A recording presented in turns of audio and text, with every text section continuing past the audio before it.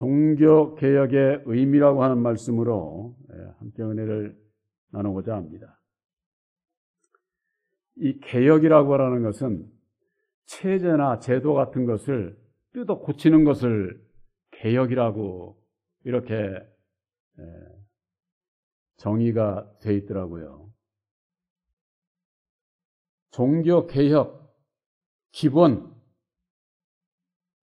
예수를 믿는 신앙인들에게 있어서 바른 길을 가고 있다고 할 것 같으면 개혁이 필요가 없겠죠. 1517년 루터의 종교개혁, 또 그 이외의 개혁자들이 많이 있습니다. 대표적인 것이 루터라든가 칼빈이라든가 웨슬레라든가 그런 분들이 그 개혁자들 중에 대표하는 분들이라고 볼 수가 있는 겁니다. 예수님께서 이 땅에 오셔서 죽으시고 난 그 이후에 제자들을 통해서 그때는 그게 지금 천주교죠. 캐토릭이라고 그래가지고 그것이 1500년을 이어오는 가운데에 부패하고 타락하고 변질되고 이래서는 어느 누구도 구원함을 받을 수 없다. 그래가지고 개혁자들이 이를테면은 들고 일어나서 그때서부터 그 개신교라고 하는 틀 안에서 새로운 신앙이 시작이 되는데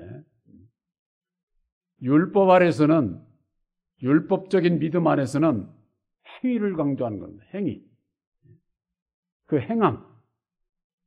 이 행함은 이 세상에 안 믿는 사람들에게 있어서도 세상에서 선하게 살아야 되고 윤리 도덕적으로 남에게 본을 보이고 이렇게 살아야 된다고 하는 것은 안 믿는 사람들도 다 그걸 강조하는 거죠. 그래서 행한 대로 복 받는다. 그런 얘기들을 하지 않습니까? 근데 율법 아래서는 그 행함을 온전히 이룰 수 있는 사람이 없어요.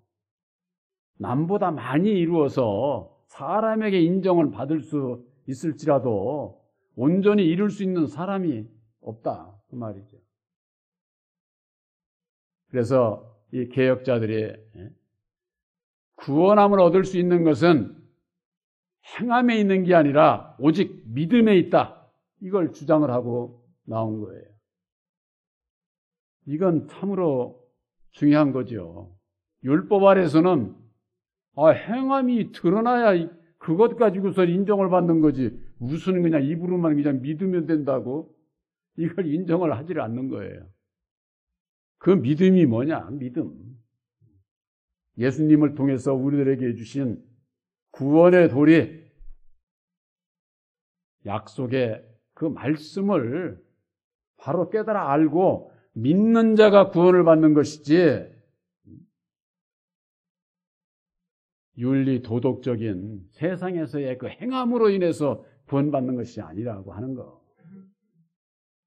우리가 이게 제가 늘 말씀드리지만은 오해를 하면 안 돼요. 그 행함이 필요 없다는 얘기가 아닙니다. 예수를 믿는 사람들이 세상에서도 윤리 도덕적인 열매를 맺으면서 살아야 되는 거예요. 그러나 문제는 예수를 믿고 구원을 받는 길이 어디 있느냐, 바로 여기에 초점이 되어 있어야만 되는 거죠. 그러니까 세상에서 아무리 좋은 일을 많이 하고 저걸 해도 약속의 말씀을 받지 못하고 그 위에 믿음을 세우지 못하면은 구원 못 받는 거예요.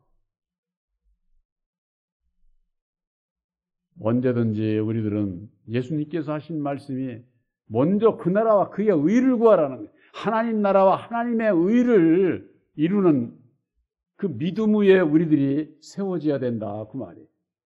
근데 이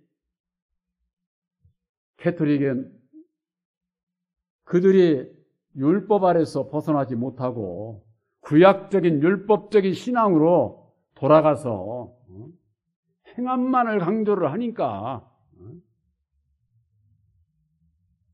오늘날에도 그래요. 많은 분들이 그럽니다. 개신교는 뭐 행함이 없고 열매가 없어가지고 천주교로 다시 돌아가는 분들이 많다고 그래요. 왜? 보이는 것으로 좋은 일들을 많이 하니까. 그건 천주교만 좋은 일 하는 게 아니에요. 오늘날 개신교도 좋은 일들 많이 합니다. 그러면은 무엇이 다르냐? 오늘의 현 시점에서 보면은 천주교나 개신교나 다른 게 없어요. 단지 체제만 바뀐 거예요. 외적인 모습만 바뀐 거예요. 모습만. 천주교는 교황을 정점으로 해서 이 세상에 나라를 구축하고 있는 거예요. 나라를 쉽게 얘기를 해서. 그러니까 각 나라에도 지휘 있고 천주교는 그 체계가 그렇게 되어 있는 것이고 개신교는 개교의 교파로 이렇게 되어 있지만은 그것이 외적인 모습만 달라져 있는 것이지 결국은 다 율법 아래에 있는 거예요. 율법 아래. 그러니까 종교개혁을 개혁자들이 외치고 오늘날에 이르러가서 오늘날의 교회가 오직 믿음으로 말미암는 진리 안에 있어야 되는데 진리 안에 있지 못하고 있다고 하는데 문제가 있는 거죠. 그러니까 개신교도 부패하고 타락하고 변질되는 그런 결과를 맺고 있기 때문에 안 믿는 사람들로부터 또 믿음 안에 있는 사람들에게 있을까지 내가 과연 이렇게 믿어가지고 내가 바로 구원함을 받을 수 있을까? 확증을 못하는 거야, 확증을. 그러니까 뭐 교회에 그냥 매여서 주의 종에 이끌려서 그냥 신앙을 하게 되는 거죠. 오늘 말씀해 볼 것 같으면은 히브리서 9장 7절과 9장 8절에 보면은 첫 장막이 나오고 둘째 장막이 나옵니다. 이건 비유예요. 구약에 있어서는 첫 장막이 있고 둘째 장막이 있어요. 성소의 구조가 그렇게 되어 있는데 이것은 첫째 장막은 율법 아래서 신앙, 둘째 장막은 대제사장만이 들어갈 수 있는 진리 안에서 신앙을 예표하는 거예요. 예표. 그래서 오늘날에 있어서도 예수를 믿는 우리들에게 있어서 하나님의 유업을 갈라디아서 4장 1절서부터 하나님의 유업을 이을 자라고 하더라도 어려서는 종과 다름이 없어서 후견인과 청지기 아래에 있다고 하지 않았습니까? 그 후견인과 청지기가 사람을 따라서 신앙을 하는 율법의 초등학문 초보적인 신앙을 얘기를 하는 겁니다. 성경 말씀이 구약과 신약으로 되어 있잖아요. 구약은 율법이라고 하고 신약은 진리이라고 얘기를 하면서도 막상 성경 말씀을 가지고 말씀을 하면은 신약을 갖다가 구약을 갖다가 신약에다가 이리 붙이고 저리 붙여가지고 구약과 신약의 구분이 없어요. 오늘날 신앙인들의 말씀에 대한 지식이. 그러니까 율법을 진리라고 하고 진리도 율법이라고 하고 사람의 생각을 가지고도 이것도 진리라고 그러고 이게 구분이 없어요. 구분이. 그러니까 어떤 분들은 그러는 거예요. 석가모니가 한 얘기도 공자가 한 얘기도 또 성인들이 한 얘기도 그게 진리라고 그렇게 얘기를 하는 겁니다. 천주교는 뭐라고 그래요? 교황이 하는 얘기도 예수님이 한 얘기로 그렇게 알고 믿고 따르는 거예요. 그래서 그들은 외경이라는 게 있어요. 외경. 이게 뭐예요? 그동안의 교황들의 한 얘기, 그걸 담은 것이 외경이에요. 외경. 그게 진리로 그들은 믿고 따르는 겁니다. 그러니 이건 정말 참 사람을 따라서 신앙을 하는 거죠. 사람을 따라서. 그러면은 천주교만 그러냐? 오늘날 기독교도 마찬가지예요. 기독교는 어때요? 각 교파마다 교주가 있어요. 교주가. 그 교주가 하는 얘기가 곧 진리요. 영생에 길인 것처럼 믿고 따르고 있지 않습니까?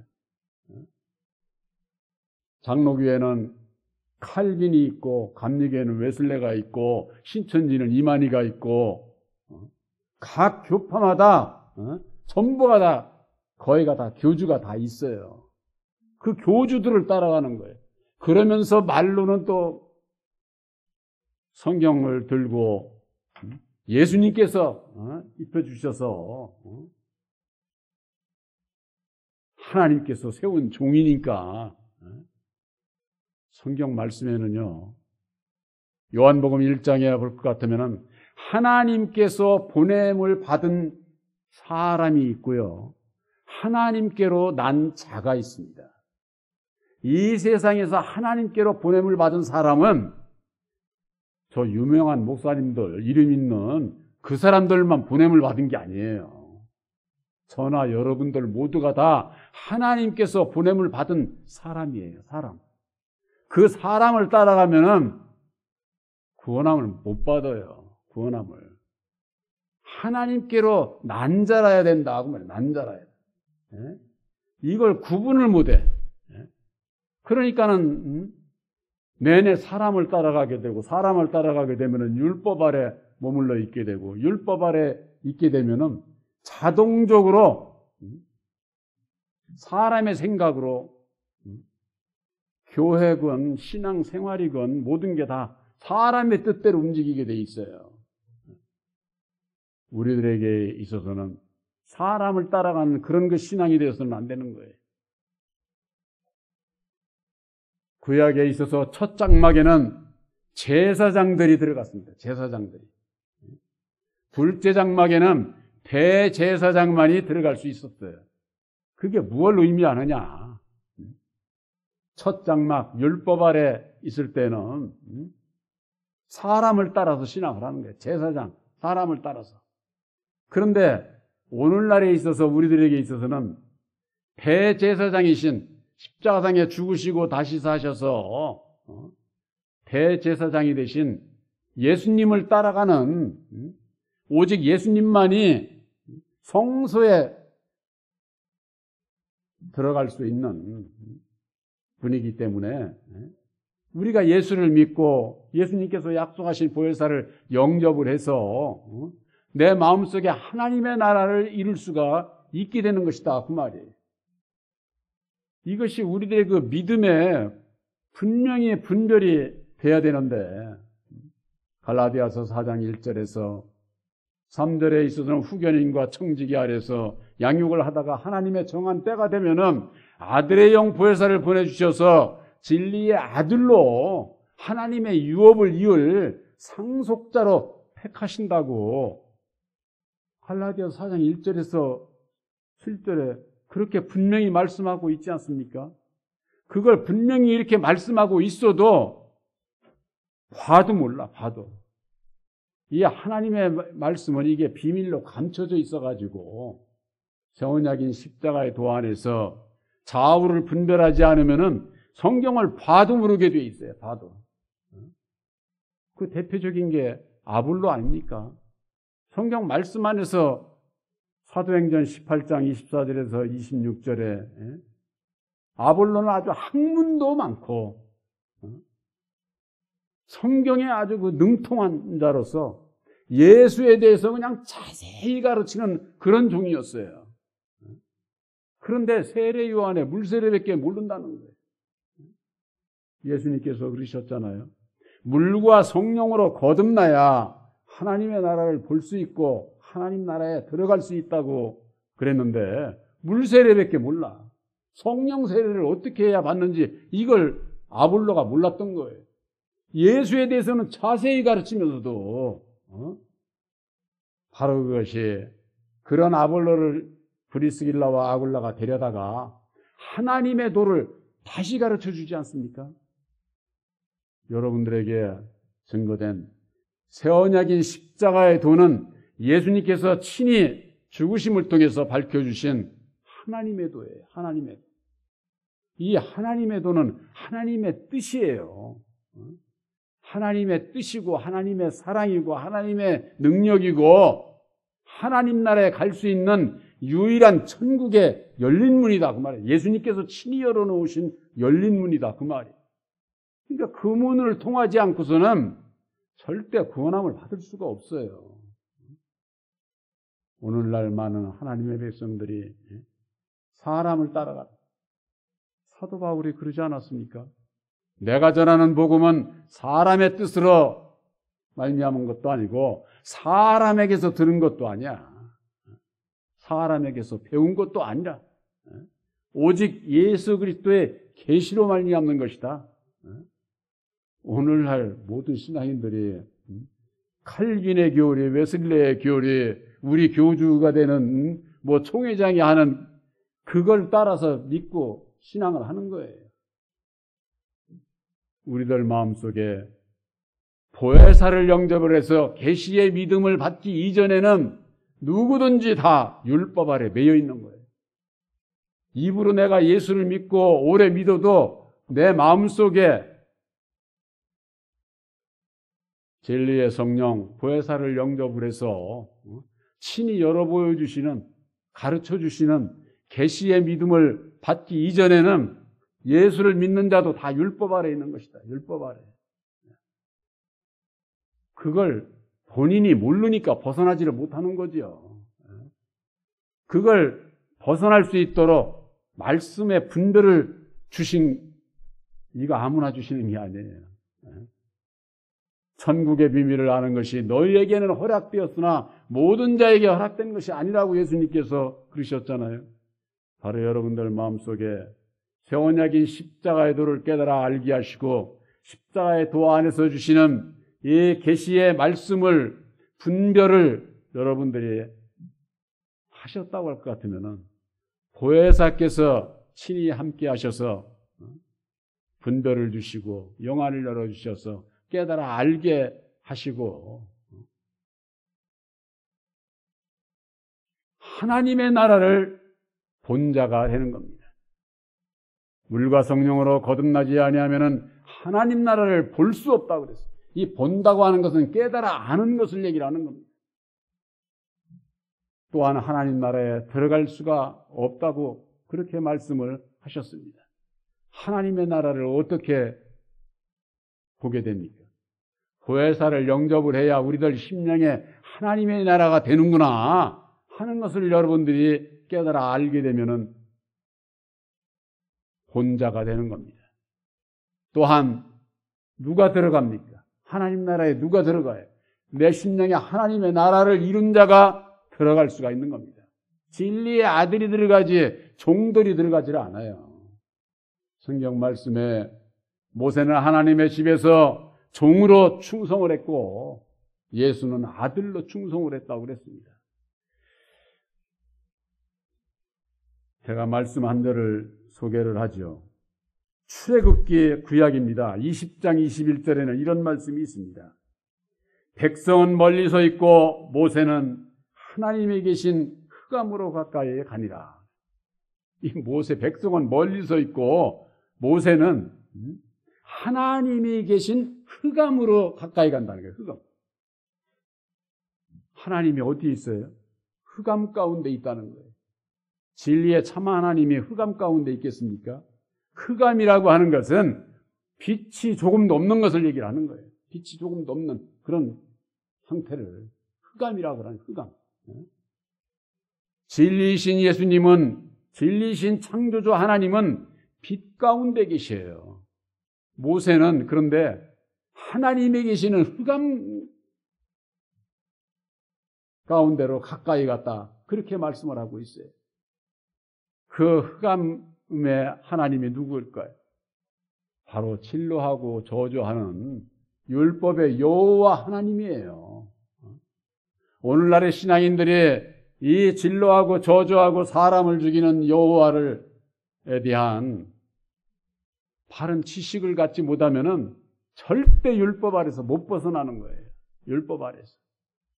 근데 이 율법 아래서 못 벗어나는 이유가 제가 가끔 여러분들에게 말씀드리죠. 우선 죽음에 대한 두려움 때문에 못 벗어나요. 두려움 때문에. 우리 사람은요, 이 죽음과 또 이 세상에서 이 물질의 복, 이거 못 받을까 봐 아주 거기에서 못 벗어나는 거예요. 예수님에게 물질을 가지고 시험을 했던 마귀의 그 시험, 예수님께서 그런 시험을 받으신 것은 우리 진리의 아들들에게 있어서도 그런 시험이 있다고 하는 것을 예표로 보여주신 거예요. 우리들에게는 늘 거기에 대한 그 시험이 이 세상에 사는 동안에 늘 부닥쳐요. 늘. 사람이 있는 한은 죽는 게 싫고 안 먹으면 또 죽으니까 이 물질에 대한 이 욕구, 이게 사람의 본능이에요. 본능인데 거기에서 벗어나 먼저 그 나라와 그의 의를 위해서, 주님을 위해서, 주님의 뜻을 위해서 내가 살아갈 수 있는 자로 변해야 되는 이것 개혁이에요. 개혁. 이 땅에 태어난 모든 사람들은 아담 안에서 태어나서 율법으로 말미암는 마귀의 주관을 받고 모든 인생들이 살아가요. 예수를 믿어도 어려서는 전부가 다 율법 아래서 양육을 받고 그로 인해서 천주교나 거기서 또 종교개혁을 외치고 나온 개신교나 모두가 다 율법 아래 매여 있는 거예요. 그러니까는 실상은 말로는 개혁을 외쳤지만은 이 심령 개혁이 안 되면은 절대 개혁이 안 되는 거예요. 그전에는 교회에서들 심령 부흥회다 이런 거 많이 했는데 요즘 잘 그런 거 안 보여요. 이게 완전히 아주 가면 갈수록 그전에는 말로라도 심령 개혁을 해야 된다고 이렇게들 외치고들 그랬는데 지금은 심령 개혁이라는 얘기 없습니다. 그저 그냥 우리가 단합해야 된다. 사랑으로 하나 돼야 된다. 그런 건 안 믿는 사람들도 하죠. 예수님께서 하나가 되는 그 길을 우리들에게 가르쳐 주셨는데 새 언약이 십자가의 도를 모르니까 하나가 되는 길을 몰라. 하나가 되는 길. 그러니까 율법으로 말미암는 본능대로 살아. 본능대로. 십자가의 도 안에서 율법의 정체를 알지를 못하면은 율법 아래서 벗어나지 못하고 진리의 가운데 예수님과 함께 할 수가 없다고 하는 거.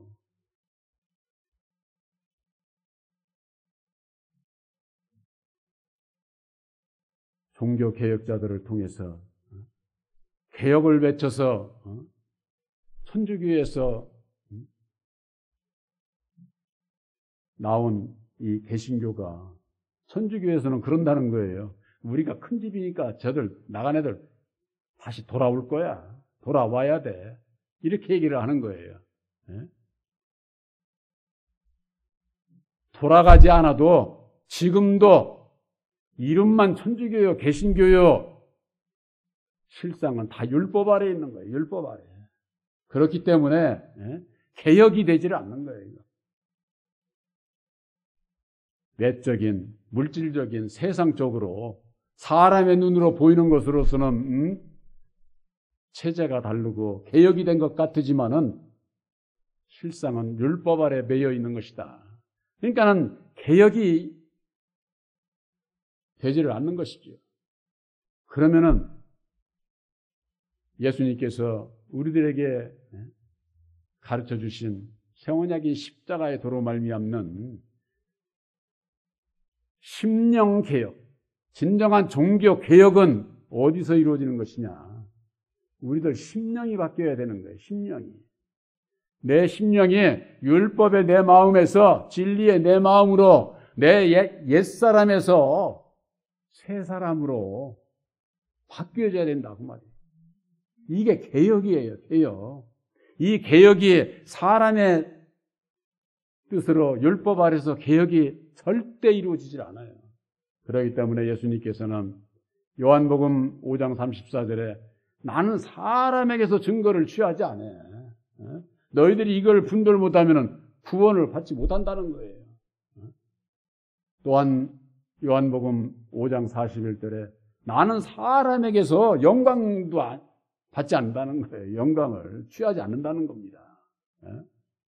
사람을 통해서 증거를 취하지 않는 목사를 통해서 이렇게 말씀을 전하고 또 다 하는데 이게 무슨 얘기냐? 오늘날 주의 종들이 율법의 자기를 버리지 않아요. 주의 종이라고 하면은 율법에 내가 없어야 돼요. 그래야 보혜사께서 역사하실 수 있는 거예요. 성경 말씀을 아무리 많이 알고 예수를 자세히 가르치는 아볼로도 하나님의 도를 몰랐던 것처럼 오늘날의 주의 종들이 물 세례만 줄 줄 알지 성령 세례는 어떻게 주는 건지를 몰라. 이걸 그저 그냥 기도 많이 해가지고 예언하고 방언하고 신유하면은 성령 받은 것으로 그 성령 아니에요. 그건 사람의 영 받는 거. 사람의 영. 사람의 영 받는 것은 저 점쟁이들 저 산에 가서 기도해서 무슨 장군 귀신 받았네, 애기 귀신 받았네, 할아버지 귀신 받았네, 뭐니 해가지고 점치는 그런 귀신이랑 똑같은 거예요. 진리의 성령 보혜사는 오직 예수께서 죽으시고 다시 사신 영이에요. 다시 사신 영. 그 다시 사신 영을 우리 마음에 영접하지 아니하면은 내가 다시 사는 길이 없어. 심령 개혁이라고 하는 거예요. 사람이 개혁하는 게 아니에요. 오직 죽었다가 다시 사신 이 세상을 이기신 보혜사께서 오셔서 우리들의 이 마음이 완전히 율법에서 진리로 땅에 속한 믿음에서 하늘에 속한 믿음으로 개혁이 되어야 된다고 해요. 개혁. 이것이 바로 하나님의 기적인 겁니다. 기적. 이 기적의 역사가 우리들 심령 안에서 이루어지게 될 때에 내 마음이 하나님의 나라가 되는 것이고 진리의 아들이 되는 것이고 하나님 나라를 유업으로 받을 상속자가 되는 거예요. 상속자가. 그런데 이 심령 개혁이 이루어지질 않는 거예요. 심령 개혁이 이루어지기 위한 길은 오직 하나예요. 예수님께서 약속하신, 보내주시기로 약속하신 진리의 성령, 아들의 영, 보혜사를 마음에 영접을 하게 될 때에 내 심령이 율법에서 진리로, 율법의 마음에서 진리의 마음으로, 주님의 마음으로 완전히 거듭나서 천국 백성이 될 수 있다고 하는 거. 물과 성령으로 거듭나야 되는 거. 이거 참 말로 하기는 쉽죠. 어느 종은 그렇게 얘기를 안 하겠습니까? 물 세례는 목사가 주지만은 성령 세례는 목사가 주는 게 아니에요. 보혜사께서 우리들 심령에 오셔서 친히 가르쳐 주시고 모든 것을 생각나게 하셔서 주님의 뜻을 내 심령에 이루게 하시고 완전히 하나님의 기적의 역사가 진정한 종교 개혁이 우리들 심령 안에서 이루어져야 된다고 하는 거. 1년이면 한 번씩 10월 달에 종교 개혁 주일이 있어가지고 얘기들은 많이 하지만은 보혜사를 영접하기 이전에는 절대 개혁이 이루어지지 않는다고 하는 거. 우리들 이 율법의 마음이 얼마나 견고한 성인 줄 아세요? 이걸 파하고 보혜사께서 오셔서 바로 여러분들 심령에 하나님의 나라를 이루어 주신 것을, 심령 개혁을 이루어 주신 것을 확실히 믿으시기를 주님의 이름으로 축원합니다.